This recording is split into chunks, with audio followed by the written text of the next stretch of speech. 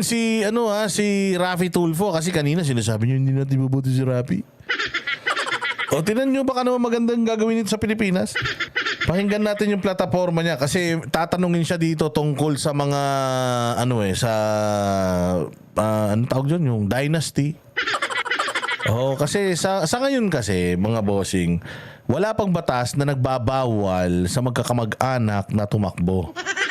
Sa pagkakaalam ko, kapag tatakbo ka ng senador, kailangan ikaw ay Pilipino, ikaw ay marunong bumasa at sumulat. Yun lang ang requirement. So wala naman sinabi doon may kapatid ka ba, wala. So kung gusto nyo talagang mawala yung dynasty, gumawa ng batas na anti-dynasty. Pero according sa mga magkakapatid, magkakamag-anak sa gobyerno, hanggat gusto naman silang iboto ng tao, okay lang. So delikadesa na lang pag-uusapan, delikadesa. Kasi kung sa mga dynasty dito sa Pilipinas, isang pamilya lang ang may delikadesa. Sino yun? Hulaan nyo. Hindi mga Duterte lang yung may delikadesa. Kung matatandaan ninyo, ayaw ni PRD ng Duterte sa President at Vice President. Ayaw niya nun. Kasi daw nakakahiya. Anong sasabihin ng tao? Ayaw ni PRD nung presidente siya, si Pulong, maging Speaker of the House. Kasi nakakahiya. Magre-resign na lang ako kung maging Speaker ka.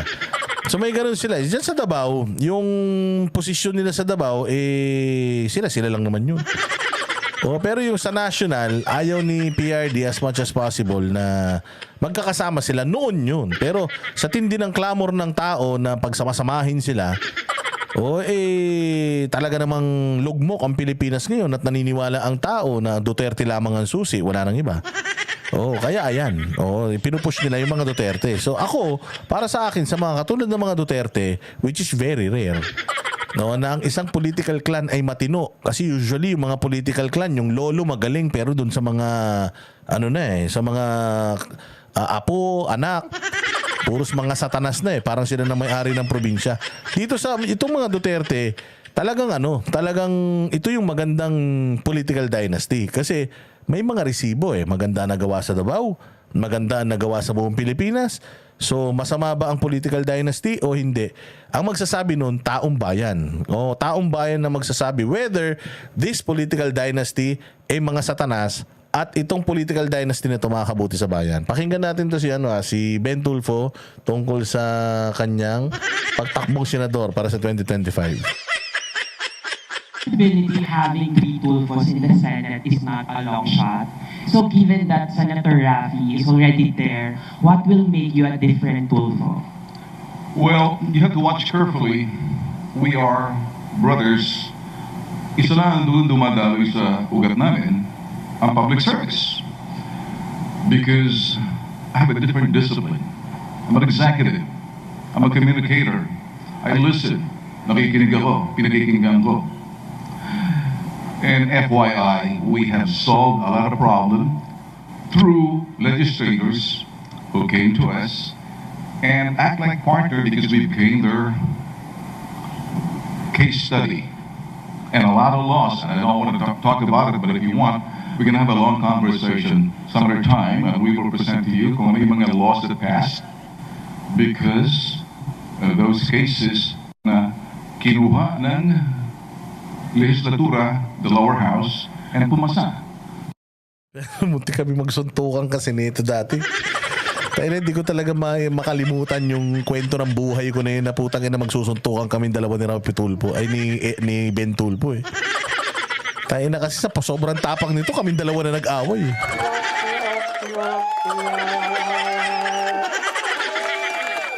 nakwento ko na to dati. Nakwento ko na to dati. Pero kasi ganito nagyari, no? Tapos namin mag-basketball dyan sa may Maligaya sa Fairview. Putang inang babait talaga ng mga tao dyan nun. Nagso-soft drinks ako na ganyan. Tapos biglang may lumusot doon sa eskinita. Puta, tinutukan ako. Binaril ako mga boss. Ganun. Hindi pumutok yung baril. Na-shock ako. Kasi binaril ako Hindi pumutok yung baril. Kinasa pa, dalawang beses akong binaril. Hindi pumutok yung baril. Tapos tumakbo. Puta ang galing ko. Yung iniinom kong soft drinks na Mountain Dew pa yun Yun yung binato ko. Hayop na yan. Tapos pagharap ulit nung bata, pucha, pumutok na yung baril. Pagputok ng baril, syempre ako, para ako nagmamakarena, ganun ako ng ganun eh. Pucha, hinaano ko kung meron akong tama. Hindi naman ako tinamaan, pero pumutok yung baril. Puta, imaginein mo, ang lapit, isang di pa lang ang layo namin, 2 beses akong binaril, hindi pumutok. Tapos, nung tumakbo na, nung binato ko ng soft drinks na pucha yan, nasa plastic, hayop na yan, pumutok na pagharap sa akin ulit. Ngayon, pumunta ako sa istasyon ng pulis. Pumunta ako sa istasyon ng pulis ngayon. Siyempre, magbablatter ako, binaril ako ba? Siyempre, punta ako sa barangay. Sabi ng barangay, hindi na dito yan. Dalhin mo na yan dun sa istasyon ng pulis. Pucha, eto na. Pumunta ako sa istasyon ng pulis ngayon. Siyempre, magbablatter ako, binaril ako eh. Pagbalik. Pagpunta ko doon, putang ina itong Bentulpo na to nandoon. Nandoon sila Bentulpo kasama yung bitag. Pucha, inaantay nila yung hepe doon sa presinto na pinuntahan ko para magblatter ako. Natunugan sila nung hepe. I-entrapment nila. Pucha, natunugan sila, hindi pumasok. So ngayon, to si Bentulpo, bisit na bisit, wala siyang scoop. Pucha, ako na pagdiskitan niya. Tanong ng tanong sa akin, yung tanong sa akin yung assistant niya, kung ano nangyari, ano ba nangyari, ganito, ganyan. Kasi naipakulong ko yung kung saan nanggaling yung bata, kung saan bahay nanggaling yung bata eh. Naipakulong ko yung kaibigan na dun nakatira. Ngayon, pinapaturo namin saan nakatira, ayaw umamin ng bata. So ngayon, lumapit sa akin itong assistant ito ni Tulfo. Ano ba nangyari siya? Sabi ko, tapos nakaganon na yung camera. Siyempre ayoko, di ba? Tulfo yan eh.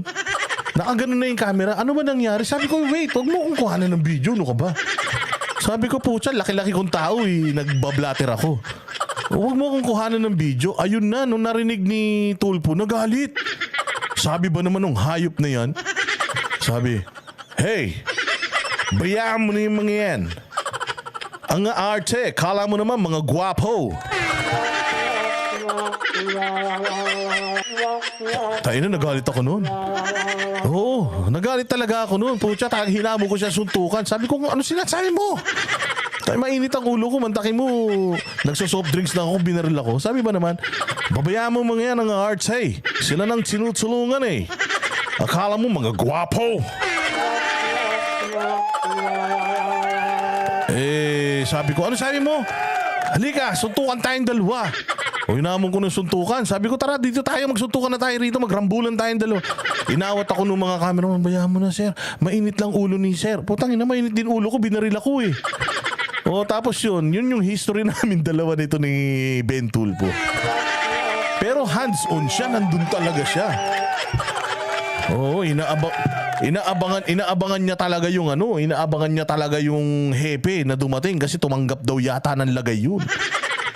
So yun yung unang encounter namin ni Bentulpo. Jowa niya pa si Maui Taylor nun eh. Di umano. Sabi niya sa akin, bayaan niyo na yan.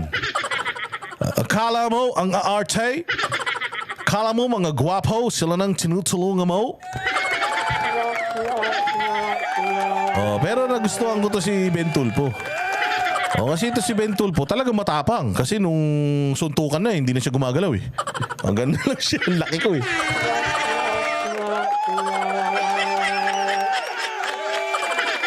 Pucha, magaling ako noon kasi nagjujudo to eh. Gold medalist na ako ng freestyle wrestling dito sa Pilipinas noon eh. Isusuplex ko talaga ang payat eh. Pero ano yun? Dati yun. Pakinggan pa natin si Tsufo. Kayo naman Supper House. One of which is yung latest after the sauna na naging topic na ipresenta ng Pangulo. And we're glad because sa baba yun. It's something to do with banking and the scamming, which we have a lot of those cases. Nakipagtulungan sa amin ang lower house. The chairman of the lower house, I think, sa banking was Congressman Erwin Tiang. And there are a lot of laws na gusto namin, kasi ito yung challenge namin, Biometro, yung aming action center. A lot of you don't know that. So now, I'm introducing myself to you. This is another Tulfo. Do I have another question? Okay, next question please. John, inquiry.net. So just to categorical Di, bata pa ako nun, pero ano ko nun, ano talaga ako nun. Sanay ako sa gulo nun dahil, kung mantakin mo, doon ako kumikita sa pakikipag-away eh. Oo, yun ang buhay ko nun. Mantakin mo kung saan ako dumadayo, makikipagsuntukan lang ako nun. Kung saan piyesta ako nagpupunta, binabayaran ako nun para makipag-gano lang, para makipag-manu-manu. Okay, matapang talaga ako nun, mantakin mo. Hinabol ko yung may baril. Pucha yan, yung pala pumuputok, akala ko hindi, visit na yan. Pero hindi, yun lang yung history namin ni Rafi na feeling ko hindi niya na alam yun. Pero ano ko yun, pagka nagkaroon kami ng chance, sasabihin ko yun sa kanya, alam mo ba, Senator, muntik tayo magsuntukan nun. Gaganunin ko yan, consumption, you're running for Senate, sir. Because it was not yet, Ay, oo, Diego Latigon, dami kong sinalihan ng mga ano noon, ng mga piyesta-piyesta na na knuckle fights. Dami. Parang Marikina. Ikot ko yan, yung buong Marikina. Oo, magkano ng premyo no? 6,000. Pucha yan, maniwala ka. Hati pa kami nung manager ko. Ganun kami noon. Noon. is this for a Senate run, sir? Yes. Okay. Thank you. Okay, Miss Mayen, Philippine Star. Yes, Sir, Mayan. are you running as independent? And how would you address yung issue of political dynasty in the Senate? Okay. Yes, I'm running as independent. As a matter of fact, there were a lot of invitations. I don't want to, name those parties with due respect. I was invited to join them, but I decided and think about it. And then I realized that I think we had a survey that says I'm better off running as independent. That's a data-driven. So I have to follow that. And that's the preference of the people, data-driven survey. So independent. Now, as to the question of dynasty, yes, we're dynasty in terms of helping people in the media first. We broke the record. We were the first brothers, the Tulfo brothers, the four of us. I'm sorry, modesty aside, we lorded over helping people. And sabay-sabay, kaming magkakapatid. And you know us, T3. So, is that dynasty? No, it's not. We don't have it any district. Maybe on the executive level, you can say that, pag nag-gobernador ka, or nag-mayor ka, because you have a district. But running for Senate, it's a national office. You cannot have dynasty. It's like saying, kasalanan ba namin kung nagguna na Alam mo, may punto siya kasi sa Senado nga naman, iba-iba kayo ng ng komisyon, pero ganun pa rin, may conflict of interest pa din kasi yun. Kasi pwede kong kumbaga parang halimbawa, meron akong panukala na gusto ko ng boto, sure ako boboto yung mga kapatid ko. Kung yung kapatid mo may panukala, kailangan ko ng boto, boboto kami. Boboto sila. Boboto naman din naman yung isa. Kayong tatlo sa isa't isa. So, that's 3 votes already. So, whether you say hindi siya dynasty or... Pero yung conflict of interest, laging nandoon, sir. Maniwala kayo sa hindi. Laging nandoon yung conflict of interest kasi magkakapatid nga kayo eh. Magkakapatid kayo, okay lang siguro kung halimbawa isa sa inyo senador tapos kinuha kayo as consultant ng kapatid nyo. Yun, walang problema dun. Pero kung tatlo kayo na pare-parehas ng kapangyarihan tapos ang botohan kasi sa mga legislation numbers game, lugi na kagad sila sa inyo. Tatlo na kayo kagad. So yun yung yun yung opinion ko. Again, ang pagtakbo nitong mga Tulfo at yung pagkapanalo nitong mga to, for me, it's inevitable. Ito si Ben Tulfo, this Ben Tulfo is gonna win, I'm telling you. Whether you don't vote for this person or not, he's gonna win because he's Tulfo. Ganun ang problema sa mga Pilipino eh. Oo talagang nakadepende pa rin sa pangalan. Pero ito lang, basta ako I have reservations pagdating dito sa mga Tulfo sa Senado. Siyempre 3 na sila. Okay na isa. O kaya pinaka worst is 2. Kung 2 lang, okay na sa akin to kaysa kay Erwin.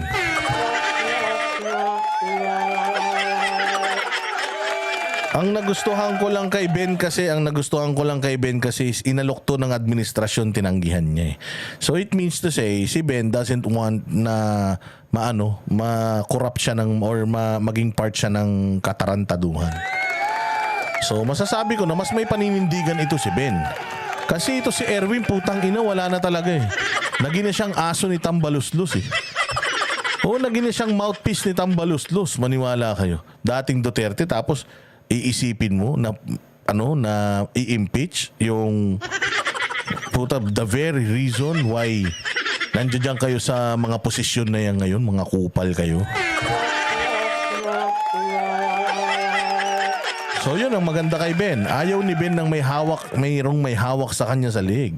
Ayaw ni Ben nang mayroon siyang utang na loob. So it's a good sign. But again, if let's say for example, lumusot itong dalawang to at tatlo na sila sa Senado, yung check and balances magkakaroon na ng imbalance. It's up to you. It's up to you mga bossing kung iboboto nyo o hindi. Marami pa namang mga kandidato.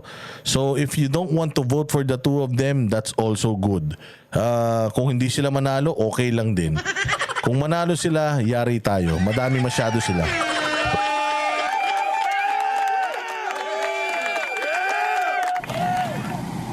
Minahal namin ang aming profesyon sa media na pareho kami ng aming inibig, binigyan ng importansya, parang pamilya ng mga lawyers. Everybody wants to be a lawyer because the daddy was a lawyer, the mom was a lawyer, so everybody called family lawyers. Sometimes a family of doctors, family of, engineers. Because of the influence of a member of the family, we decided to love the profession and respect the profession and value that particular profession. How do you call it a dynasty? It's not our fault. People are supposed to pick. But if you talk about political dynasty, that's an Pero yun kasi, Sir Rafi, bakit kasi tatakbo pa kayo?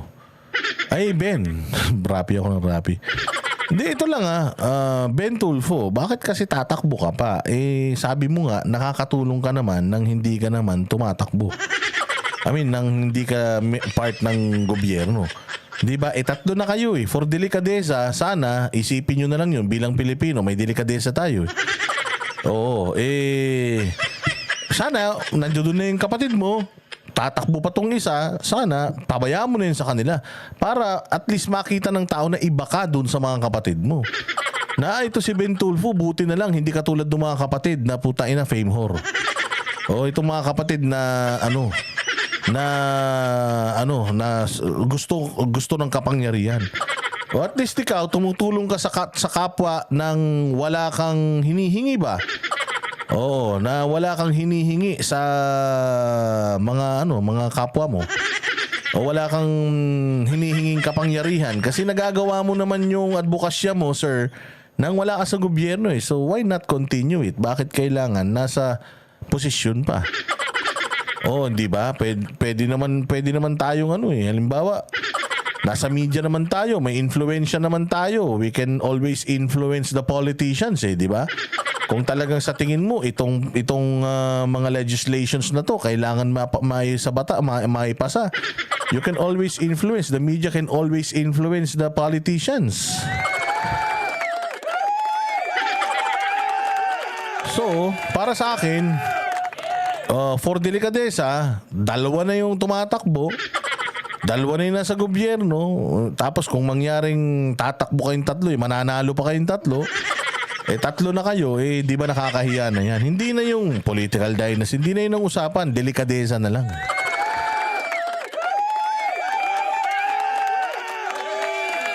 Kasi kapag hindi ka tumakbo, sir, nanalo yung dalawa mong kapatid, tas ikaw hindi ka luminya sa galawan nilang dalawa, I am sure, mas mamahalin ka ng taong bayan. Baka yung pagtakbo mo sa susunod, taong bayan na mismo yung may gusto.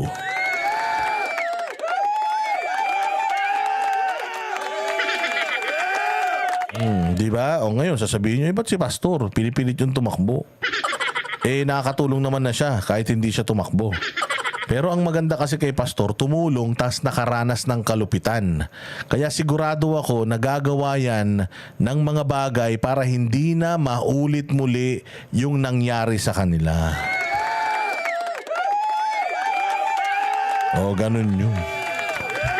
Ayos ah. Another story. Let's put a definition. I think we need to have a longer conversation about it. Some other time, I'll give you the definition. I'll be more broad because we have a limited time. Did I answer the question? Okay, thank you, sir. Another question for John. Gusto niyo ba ng Tagalog or okay lang ba? English na? English is fine, sir. Okay. Sir, did Senator Rafi, what's his reaction on your run? Did he, may blessing niya po ba itong patakbo niyo? We brothers talk to each other. We understand each other. We kind of like share each other's wisdom. We help each other. Sometimes reality is we disagree with each other, but we're still brothers. So I don't need to. Ayun yun. Na sometimes you disagree with others, with each other, but you're still brothers. Di ba? Pero bakit gusto nyo yung tatlong Duterte? Nasa Senado. Ayun na nga, merong good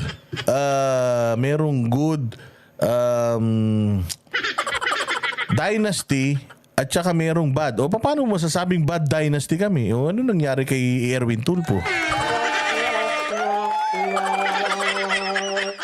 Exception yung mga Duterte sa dynasty dahil sa lahat ng family dynasties, yung mga politiko sa Pilipinas, yung mga Duterte lang ang may nagawang matino.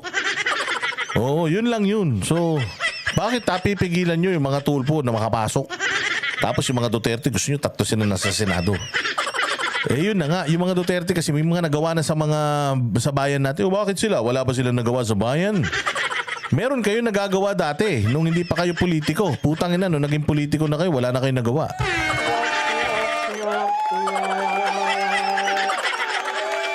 Si Erwin Duterte, putain na. Ngayon, antay na. Si Rapi, lahat sinisita. Pucha, yung korupsyon ng gobyerno, walang imik.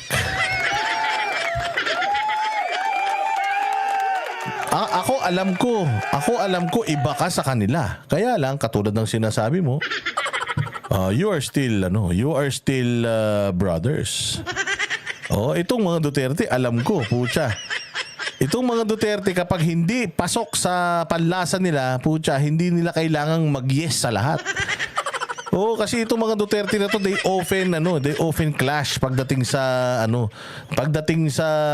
pamumuno. Walang nakialam kay Basti Duterte nung mayor siya. Walang nakialam kay Inday Sara nung mayor siya. Walang nakialam kay PRRD nung mayor siya.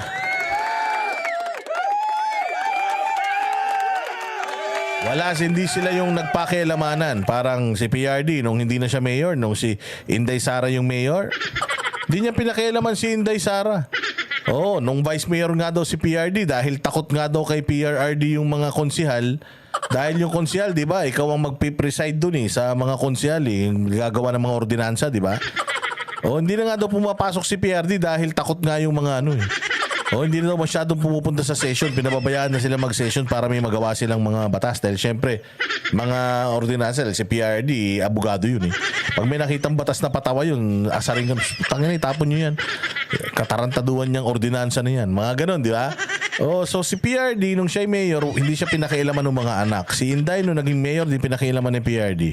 Nung si Baste, naging mayor, bagamat bunso, hindi rin nila pinakialaman. Pinabayaan nila si Baste na magdesisyon para sa sarili niya. Yun. Wala silang impluensya sa isa't isa. So ako naniniwala, dyan sa Senado, kung makaupo yung tatlo na yan, baka magtalo-talo pa yan. Permission of my younger brothers as to what my decision is. Decision is a pathway to destiny. That's make you who you are. But as far as courtesy, we talk. And it's got a thumbs up. Last question, Ms. Okay. Bob Gonzalez, GMA7. Yep. Sir, good morning po. Ma'am. Kung sakali po na tatlong Tulfo nga po kayo na manalo na nasa Senado, would you be working independently, as in voting independently, or voting as a bloc, as brothers? let's put it this way. Independently voting as black depends on whatever's it's on the table. Of course, may sarili kami pag-iisip. Okay? Now, independently, yes, I have my own mind. Rafi is the man, and Erwin is another man, and so am I. I'm the man, so... Cherry Springer. Salamat kaayo. Yeah, magkakataon siguro. Lizelle Mabi, thank you very much sa pa-member. Grabe, 27 months. Ang saya niyan. Iba na ang presidente niyan. I'll vote because maybe that's good. The greater good for the people. Si Ann Harot, nayayabangan daw dyan kay Ben. Lahat naman ng mga Tulfo, may angking yabang yan eh. Hindi ka magiging epektibo, Ann Harot, kung hindi ka mayabang. Si PRD mayabang, si Basti mayabang, si Pulong mayabang, si Inday mayabang. Ako nga mayabang eh. Normal yun. Normal yung pagiging mayabang kasi nga, pagka may paninindigan ka, ganyan eh. Oh, so, ano yun? Normal yun. Yung pagiging mayabang. Hindi nakakaano yun. Hindi nakakamatay yun. So it's not beholden to the party. And that's the reason why Rafi is independent, I'm independent. And I'm also been offered to be adopted or sometimes guest. Anong OA magsalita? Hindi nyo lang kaya yan. Hindi lang kayo slang. Kayo talaga oh. Kayo masyado kayong pag magaling mag-English, putay na. Galit kayo. Pag di marunong mag-English, galit kayo. Pag okay yung pronunciation, galit kayo. Masyado kayong mga inggitero.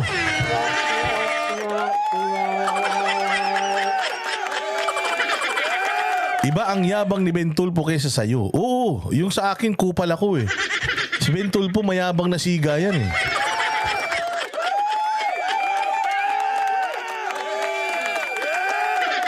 O ngayon naman, porket magaling mag-English, naiinis kayo. Si Ann Harot nga nalalaglag yung panty pag magaling mag-English eh. But I'm studying about it. I mean, officially, dinideclare ko na sa inyo kasi baka mamaya pumarap ng mga balita na mali-mali dyan. Remember, we are in the business of communication, bawal ang fake news, false news. I understand exactly the language, the standards, the ethics, the laws of journalism, and I hope you understand as well. Nagkakaintindihan tayo. Ano, may problema kayo? Inggit lang kayo.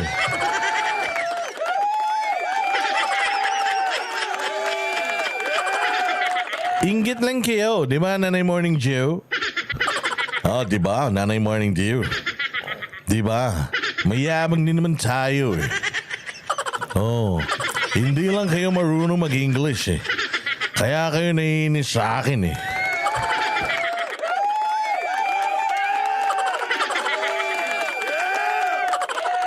You know. Tayo na galit na naman si Libayan nito. Anything else? One last question. Yeah, go ahead. Yes. Pakibanggit po ng Major and Oh, ito naman si Grail Opep. Kausap mga Pinoy, English ng English. Bakit ba? Nasa batas mo bawal mag-English?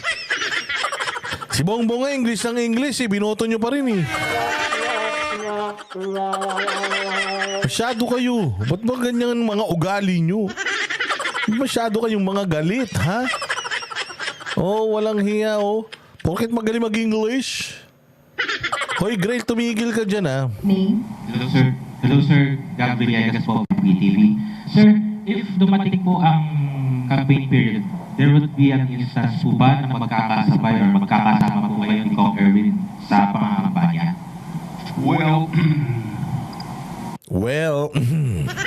Ayun yun eh.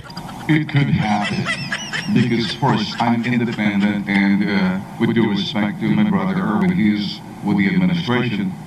And so, it doesn't really matter what party you are, because I've always felt we're beholden to the people. And that's the reason why I didn't want to be with any party, because I'm a journalist. I'm supposed to be agnostic, beholden to the people. Party comes only second. Either you toe the line because you believe the platform or the whatever's the program or projects that comes along and is being put on the table. Oh, di ba?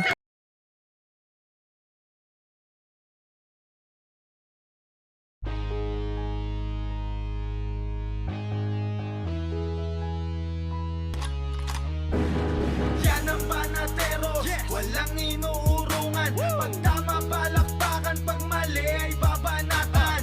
Yan ang banateros, boses ng ordinaryong Pilipino.